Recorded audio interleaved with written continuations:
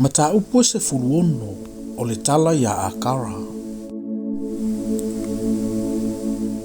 A o sa raile a va a peramu, wa le whanau via ia te ia. Sa ia te ia fo ile au na fafine o le aiku pito o akara lo na ingoa. Na whai atu fo i sa raia a peramu. Whauta mai ea. Wa finangalo ia ova ia o le whanau. Se ia aluane ila au na fafine. A tonu o te mauaini tama ia te ia. Ua usi tai fo i a peramu ile upo sa rai. O sa rai fo ile a va a peramu na ia avea a kara o le aiku pito o lana au na fafine. Matu ina atu ia a peramu lana tane e fai mana ava. Ina ua mawai o tausanga se fulu sa anu fwai a peramu ile nu o kanana. O na aluane lea o ia ia a kara. O na toa i lea o ia. Wa iloa ia o toa o ia. O na whaale au ngā ina lea e ia o lona matai fafine. O na whai atu lea o sa rai a aperamu. Ia ilunga ia te oe lo uanga lea ngaina. O au nei foi. Na outu ina atu la au na fafine ia te oe. Wa iloa foi e ia o toa o ia. O na whaale au ngā ina i lea o au e ia. Ia whaamasino mai e ova ia te itaua. Na tali mai leo aperamu ia sa rai. Whauta, o ia te oe le pule ila au na fafine.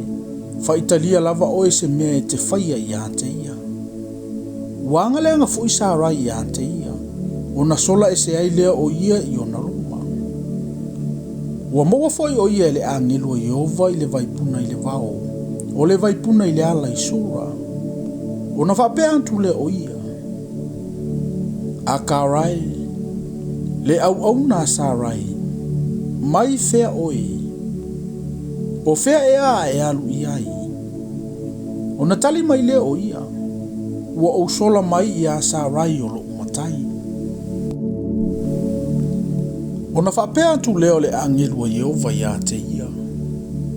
Ia efo ia tu ilo umatai ma e wha maulalo atu ia te ia. Ua fetala ia tu fo ile angelu Yehova ia te ia. O te matua whaato te leina lava lau whanau. E le mawhai lava o na Faitau ina ua to tele. Ua fetala ia tu fo ile angelu Yehova ia te ia. Whauta ua e tō. O le ae whanau mai se tamatane.